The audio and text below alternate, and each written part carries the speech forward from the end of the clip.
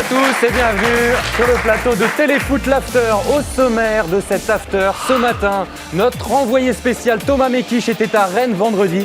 Il revient sur France-Paraguay. Que vaut Vicente Lizarazu, balle au pied 11 ans après sa retraite footballistique? Eh bien, vous allez voir qu'il a de beaux restes. L'exclu de l'After, la première interview de Bernardo Silva depuis son transfert à Man City. Et enfin, pour les jeunes, comment se passent les détections pour intégrer un centre de formation? Thomas Mekich nous a donc rejoint. Salut Thomas. Salut Charlotte. Rebonjour Alphonse et Vicente.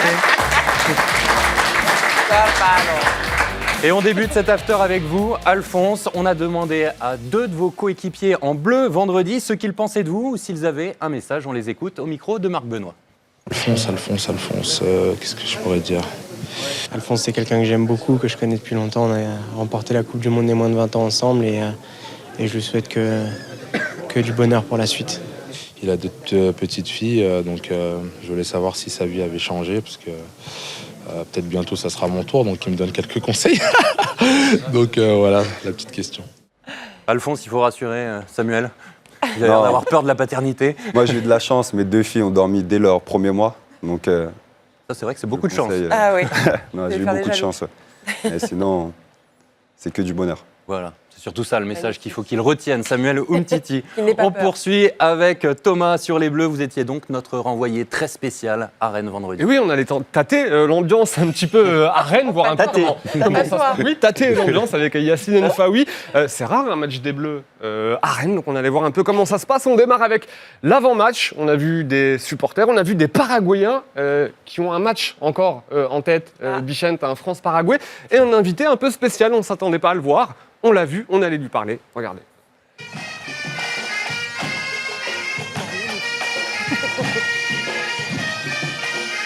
Oh, la Bon, on a solitude. croisé pas mal de supporters. Oui. Ils disent tous qu'un match à Rennes, c'est bien mieux qu'un match à Paris, c'est vrai ou pas? Bah oui, parce qu'il y a la ferveur des Bretons. On est là pour supporter l'équipe de France. Et on est content d'avoir un match ici pour une fois. Il y a la ferveur régionale aussi. Allez Griezmann! C'est une terre de football aussi.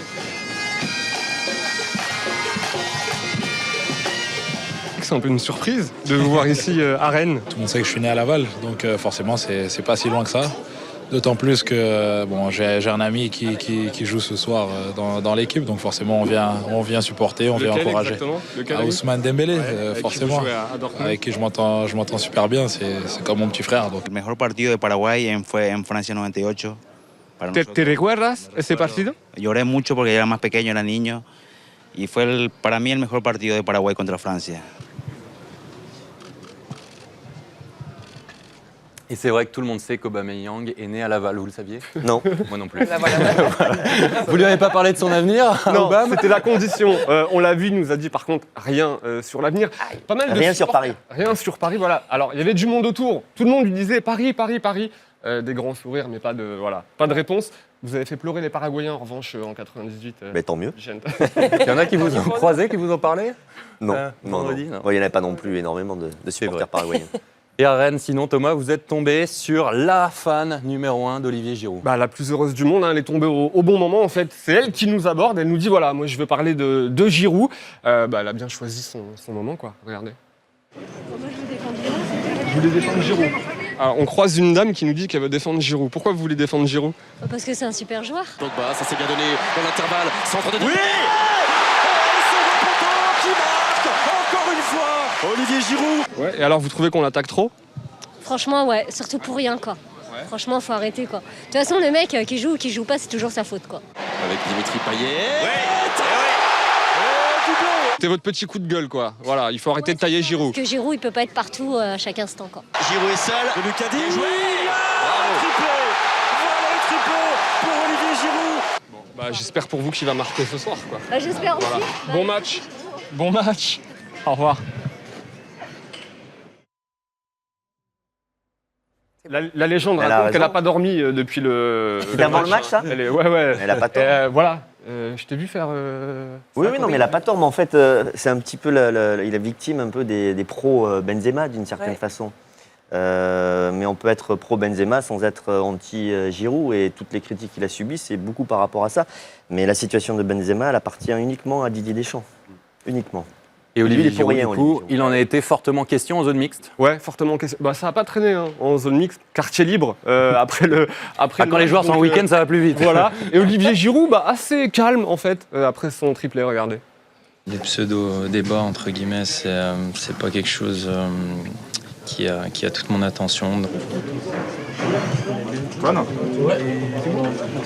Comptez pas sur moi pour faire des vagues après ce triplé. Benjamin, un petit mot.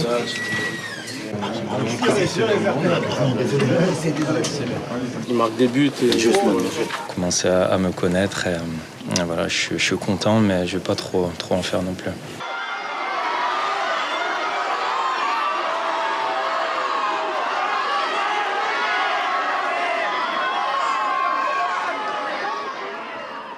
Vous avez eu des consignes pour ce week-end? Pas de folie De la part du sélectionneur? De la part de Didier Deschamps?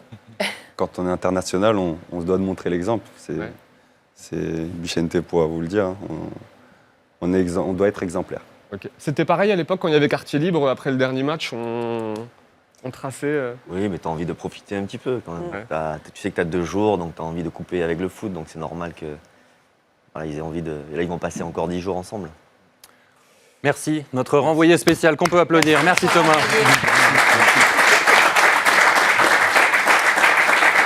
Et Florian Thauvin a été vendredi le 70e joueur utilisé par Didier Deschamps depuis qu'il est sélectionneur, depuis 2012. Voici la réaction du Marseillais au micro de Guillaume Bigot. Et pour que la fête soit parfaite, Florian Thauvin va fêter sa première sélection. Lui aussi récompensé logiquement d'une magnifique saison, sa plus belle saison individuellement et collectivement, mais individuellement en club vraiment avec l'Olympique de Marseille, Thauvin cette saison. Avant de rentrer, c'est vrai que c'était un moment fort. J'attendais ça depuis un moment et j'ai vécu un moment extraordinaire. J'ai conscience que c'est une chance de pouvoir faire partie de cette équipe de France et en plus d'avoir la possibilité de jouer un petit peu. Donc je suis vraiment très heureux et très fier ce soir. Alphonse, vous en rêvez de cette première sélection? Tout le monde en rêve. Après, je fais partie du groupe. J'ai pas encore une sélection à mon compteur, mais je fais partie du groupe et je suis très fier et content d'être présent avec eux. Bichente, vous en souvenez, même si c'était au siècle dernier? Voilà. Des 97, je m'en souviens. Non, et la première, C'était en quelle année? C'était 92. Qu'est-ce qu'on ressent?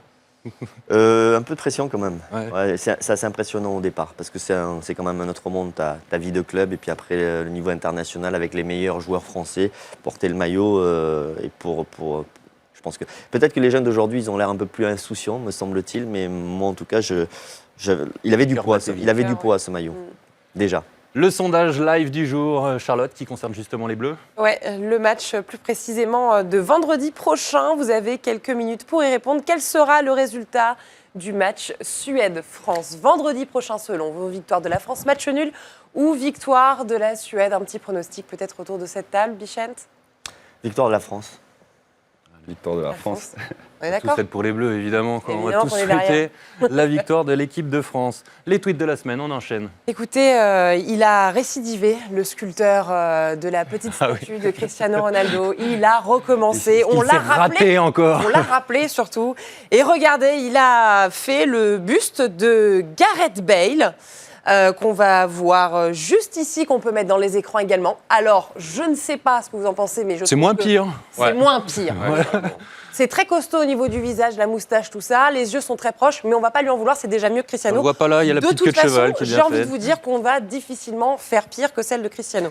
Et puis du coup, ça a inspiré betclic.fr qui a posté ce tweet hier soir concernant Zidane. Inauguration demain sur le Vieux-Port pour le plus grand homme de l'histoire de France et du football.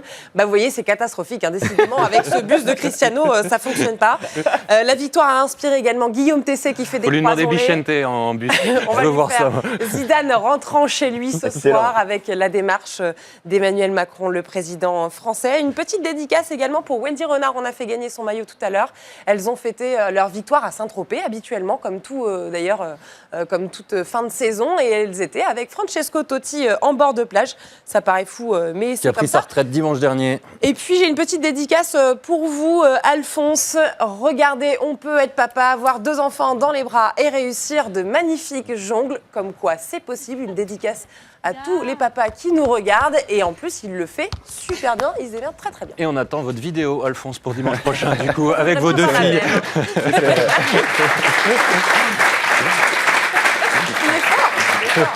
Vous avez tenté déjà? Avec les deux, oui. Ouais. Ça va, j'ai des grands bras, donc ça va, ça passe. C'est facile. Il est costaud. On passe à la minute basque, une minute basque très spéciale ce matin. j'ai Pas fait rien à d'édito, faire. non. J'ai rien à Voilà, faire. pas d'édito, du foot. Vous rêvez tous de revoir Bichente balle au pied. Ah Eh ouais. bien, lundi, il a rechaussé les crampons avec France C'était pas 98. joli. Yacine Enfaoui l'a suivi à la trace. Soirée de gala lundi à Issy-les-Moulineaux pour observer les anciens champions du monde 98 venus taper dans la balle. C'est toujours un plaisir. On sait que chaque année, France 88 a renouvelé le partenariat avec l'association. Donc, ils nous accompagnent depuis la création, depuis 2008. Du beau monde présent comme l'ancien sélectionneur des Bleus Aimé Jacquet, mais aussi Robert Pires, Franck Leboeuf et Bichente Lizarazu. Il est toujours affûté, hein. C'est celui qui restera le plus affûté jusqu'au bout, je crois. Il lâche rien. Le basque est têtu, en fait. Il a décidé, sauf s'il devait rester costaud, il va rester costaud. Un basque au sommet de sa forme qui enchaîne les gestes de très grande classe. Petit pont, roulette, crochet, joue là comme Messi. Un Lisa en mode Ligue des Champions, n'est-ce pas Robert Pires? Mon père, il est né les buts. Mais pour beaucoup d'enfants, c'était quand même la première fois qu'ils voyaient jouer un champion du monde et forcément, ils avaient des étoiles plein les yeux. Il a parfaitement bien joué. Magnifique son jeu. Il était super, technique et tout. Bichente Lizarazu ne fait pas rêver seulement les enfants, mais aussi ses proches et amis, décidément tous bluffés par sa condition physique. À travers ce qu'on a vu ce soir, non seulement je ne fais pas de soucis pour lui parce qu'il a gardé son dynamisme et puis je pense qu'il s'entretient bien. Il doit s'entraîner en cachette parce qu'il est énorme. Voilà. On le sait, hein, c'est une force de la nature. Et puis c'est quelqu'un passionné de sport, donc tout ce qui touche sport de glisse, de lutte. Et là, cette surface-là, c'est fait pour les petites toniques là, puissants là, qui sont capables de s'accrocher au sol, donc on ne peut pas lutter. Qui va payer l'addition alors? Qui va payer l'addition? C'est toi, Elisa. Elle est pour toi, celle-ci. Et je compte bien être là quand tu vas payer. Bravo! Bravo! Une ovation pour Bichente. Une voilà, s'il vous plaît, une voilà. Au moins, J'avais que des attachés de presse sur ce match. Vous les avez payés cher tous? Très cher, très cher. Je les ai prévenus, j'ai dit en ce moment ça va pas très bien, j'ai besoin qu'on me remonte le moral, les gars, dites que des compliments. Pour l'addition, quand est-ce que vous la payez avec votre petit blouson de cuir? Depuis le temps que je vous le demande. Je donne mon blouson en cuir. Vous le faites? Non, un maillot, j'amènerai un maillot la prochaine fois. Ok. Allez, j'amènerai un maillot. Bon, ils sont tous jaloux? Non, écoute, on a passé du bon temps, c'était très sympa et surtout pour Bernard Diomède. Parce que c'est assez remarquable, plus sérieusement, c'est assez remarquable ce qu'il fait pour sa fondation depuis tant d'années. Donc avec France 98, on essaie d'être là. Bon là, on n'était que 3-4, hein, c'était France 98. 2000, 2002, 2004. Oui, and Friends, tu vois, c'était un peu ça. Mais c'est génial pour Bernard Diomède. Sa fondation qui vient en aide à? Mais c'est des gamins, en fait, il y a un double projet sportif et projet scolaire. Et voilà, et donc c'est des gamins qu'il recrute et qu'il forme. Et lui, je trouve qu'il était très timide quand il était avec nous. Et aujourd'hui, quand tu l'entends parler, on dirait un ministre. il est vraiment super à l'aise et puis surtout, c'est très concret, quoi. Il est dans le monde associatif. Nous, on est dans un peu les paillettes des médias. Après, il y a les entraîneurs. Et puis, il est dans un truc un peu plus concret où voilà, des gamins qui, par le foot, arrivent à s'en sortir et par leurs études aussi, essayent de s'en sortir. Bon, vous faites peu de foot, mais ça se perd pas? Non, vous jouez peu dans l'année? C'est comme le vélo, non. Oui, c'est vrai, je joue quasiment jamais en fait, ouais. mais je fais pas mal de sport quand même. Voilà. Soyez honnête. Je suis un peu têtu quand même. Alphonse, vous avez des souvenirs de Bichente footballeur? Oui. France 98, normal. Vous aviez 5 ans, c'est ça? J'avais 5 ans. 5 ans. Ouais. C'est grâce à eux que j'ai commencé à jouer au foot. Voilà, des vocations qui sont... la transmission, la génération est qui nous a marqué, mais oui, c'est comme ça. Allez, l'exclu de l'after que vous attendiez, la première interview de Bernardo Silva depuis son transfert à Manchester City. L'ancien monégasque s'est confié au micro de Marc Benoît. Pourquoi vous avez décidé de quitter Monaco pour signer à Manchester City? Premier, parce que je pense que c'est le bon moment. parce qu'après 3 saisons, après le titre du championnat français, d'arriver en demi-finale, je pense que c'est la bonne sortie. Tout le monde est très content. Tout ce que j'ai passé à Monaco, c'était magnifique. Je suis très content d'avoir signé à City parce que c'est un nouveau projet, c'est un nouveau défi pour moi. Et je voulais chercher quelque chose de différent parce qu'après 3 saisons, je voulais essayer quelque chose de plus difficile pour moi et jouer la Première Ligue, le meilleur championnat du monde. Je pense que c'est un bon choix pour moi. Comment a été le premier contact avec Guardiola, qui est un grand personnage du football européen, mondial? C'est un grand entraîneur, un des meilleurs, si pas le meilleur. Il m'a dit qu'il faut que je m'adapte vite au championnat anglais, à ses idées aussi, à l'équipe de Manchester City. Et il m'a dit quelque chose de la façon qu'il veut que City joue cette saison et tout ça. Il m'a expliqué un peu. Bernardo Silva qui avait manqué l'Euro 2016 sur blessure et qui participera à la Coupe des Confédérations avec le Portugal à suivre sur TMC du 17 juin au 2 juillet avec Grégoire Margoton et avec Bichente. Il y a le Portugal, il y a l'Allemagne, la Russie, le Cameroun, le Chili. Une belle compétition. Alphonse, quand vous voyez Monaco s'affaiblir, c'est une bonne chose pour le PSG? C'est vrai qu'ils perdent des joueurs importants et peut-être pendant ce mercato aussi. Donc, on parle d'Mbappé, de Mendy qui pourraient partir aussi. Oui, ils peuvent partir. Après, nous, chaque année, on donne le maximum pour remporter les titres. Et on est des compétiteurs, donc on va travailler pour reprendre ce titre à Monaco. C'est l'objectif numéro 1, parce que chaque saison, on parle de la Ligue des Champions, mais bon, redevenir champion, c'est l'objectif numéro 1? Bien sûr, le championnat, c'est la régularité. Donc cette régularité va nous apporter les bonnes performances en Ligue des Champions. On a un peu peur pour Monaco, Bichente. Alors, il y a eu le signal fort de Jardim qui reste, mais bon, avec le départ de Bernardo Silva, si on annonce Fabinho, Mbappé, peut-être Lemar, Mendy qui sont il ne faut pas qu'ils se fassent piller, mais en même temps, ils n'ont pas non plus les moyens, le budget pour garder leurs meilleurs joueurs au salaire qu'ils peuvent avoir ailleurs. Les très grands clubs gardent leurs meilleurs joueurs parce qu'ils peuvent leur offrir leur meilleur salaire. Il n'y a pas des joueurs du Bayern qui sont bons et qui vont partir, ou ceux du Real, ou ceux du Barça. Monaco est dans une autre stratégie, donc il faut qu'ils acceptent de temps en temps de vendre, mais il faut vendre 2, voire 3 joueurs maximum pour garder ta structure et ton équilibre et pouvoir produire le même jeu que la saison précédente. Même si pour moi, je pense que Monaco ne pourra pas réaliser une saison aussi fantastique. Elle était quasi parfaite, à part la défaite contre la Juve.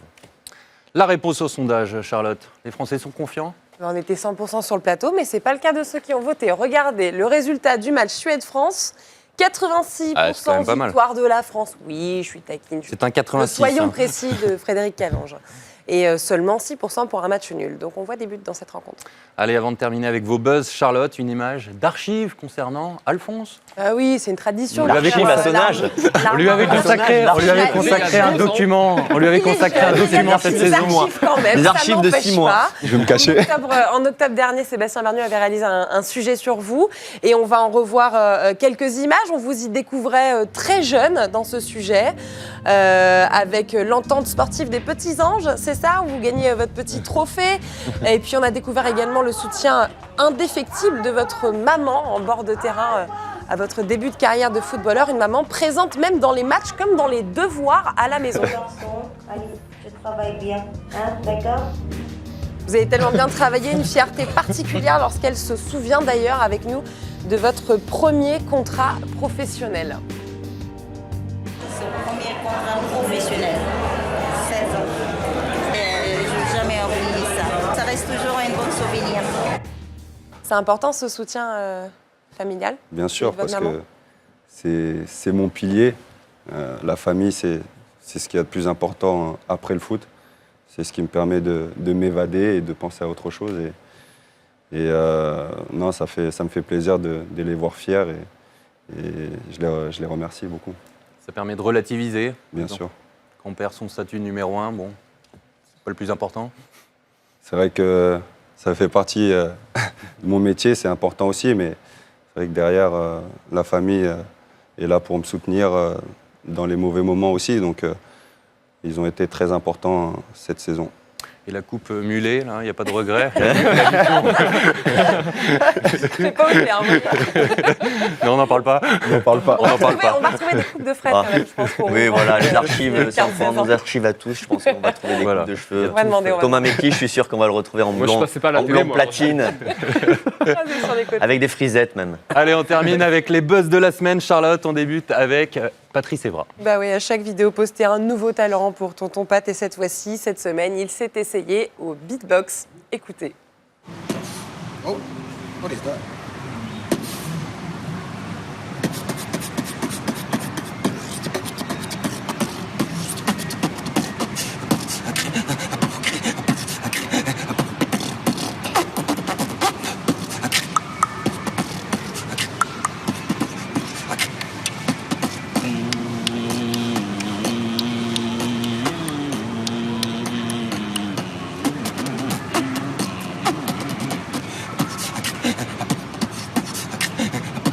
Oh my God, I love this game. Sometimes I feel like an iPhone. I can do everything. Faire des concerts. On poursuit avec Cristiano Ronaldo Junior. Bah oui, la relève est assurée. C'est vrai qu'on voit de plus en plus d'images du petit Cristiano Junior filmé par son père. Et c'est vrai que celle-ci, qui est sortie cette semaine, elle est assez impressionnante. Regardez la performance du petit. Il tire donc un coup franc. Et vous allez voir, il est très doué, le petit Cristiano Junior. Voilà, tout ça sous les yeux de sa grand-mère qu'on voit ici en bas à gauche, la maman de Cristiano. Est-ce que ce ne serait finalement pas elle, le porte-bonheur? Vous voyez, même. Allez, on termine avec les ultras du PSG. C'est pas simple tous les jours d'être hôtesse de l'air et surtout quand on se retrouve à devoir donner des consignes dans l'avion ramenant les ultras du PSG de Cardiff jusqu'à la capitale française. Ils étaient après la Ligue des champions féminines. Exactement. C'était donc mercredi soir, jeudi soir, oui. Tout à fait. Donc regardez en image ce que ça donne dans l'avion quand on ramène donc les ultras du Paris Saint-Germain. Bon, ils étaient perdants, mais en tout cas, ils étaient de très bonne humeur. Et la pauvre, elle a dû faire toutes ses consignes devant. Voilà, des rangées complètement déchaînées qui imitaient les gestes avec elle. Et la ceinture. Ah, la ceinture, enfin, voilà, on applaudit la ceinture. On l'enlève, on la remet, on resserre. Voilà, ils étaient très contents. Et ça finit en chant. Je crois qu'on les entend. Voilà. Un métier très difficile pour la demoiselle qui a quand même gardé le sourire. Bravo à elle. En même temps, elle va pas professionnelle, on peut l'applaudir. Bravo, mademoiselle. C'est la fin de cet after. Un grand merci, Alphonse, d'avoir passé cette matinée avec nous. On vous souhaite un bon retour à Clairefontaine. On va se quitter avec un sujet sur la détection des jeunes footballeurs. Un collectif parrainé par les 3 frères Pogba a donné sa chance aux U17 de la région parisienne. Les recruteurs de Ligue 1 étaient nombreux. Sujet de Félix Roy. Merci encore, Alphonse. Bon dimanche à tous. À dimanche prochain. Salut. C'est Paul Pogba à la pioche. Voilà, je vous donne rendez-vous le 25 mai. À l'AS Meudon pour une journée de détection. S'il vous plaît, soyez présents. On a besoin de vous. Et ils ont répondu à l'appel. Grâce à Lions League, un collectif parrainé par les frères Pogba, les meilleurs U17 franciliens sont venus tenter leur chance. C'est Gaël Diarra, entraîneur à Meudon, qui a sélectionné les joueurs. Dernier conseil, cette journée pour tous pourrait bien être décisive. Il y a les clubs pro qui vont arriver. Il y en aura minimum une dizaine, c'est le minimum. Normalement, il y en a 18 qui m'ont confirmé qu'ils seraient là. 18 clubs pro, hein. D'accord ? Amusez-vous. C'est en vous amusant avec le moins de stress possible, en ayant même le sourire sur le terrain, que vous allez démontrer des belles choses. Ok les gars ? Un seul match pour faire ses preuves, à 11 contre 11. Les joueurs se connaissent très peu et ils se savent très observés. De France, et même d'ailleurs, les recruteurs ont répondu présents. J'ai toujours été très intéressé par les jeunes joueurs français. Parce que pour moi, c'est le parfait équilibre entre technique et qualités athlétiques. L'Île-de-France, c'est un vivier de talents vraiment impressionnant. C'est le vivier, pas de la France, c'est le vivier de l'Europe, je pense. Voire mondial, il y a des joueurs extraordinaires. Tu vas jouer 20 minutes. En 20 minutes, je veux que, une fois que tu fasses ton cinéma là, en dribble. J'avais la pression un peu, hein, quand ce matin je me suis réveillé. Je me suis dit, il faut que je donne le meilleur de moi-même. Et J'ai mal dormi un peu. Moi, je m'entraîne presque tous les jours. Le lundi, j'ai entraînement avec mon club. Le mardi, je vais m'entraîner si j'ai pas entraîné avec mon club. Mercredi, pareil. Et jeudi, vendredi. Et voilà. Après, j'attends le week-end si je peux jouer. Mais moi, mon rêve, je vais pas vous mentir, je vais être vraiment footballeur professionnel. Je suis prêt à tout pour ça. Et le rêve de Jesse pourrait bien se réaliser pendant le match. Un recruteur de Montpellier et un agent renommé se sont renseignés auprès de Gaël. À Meudon, ce jour-là, quelques carrières ont peut-être démarré.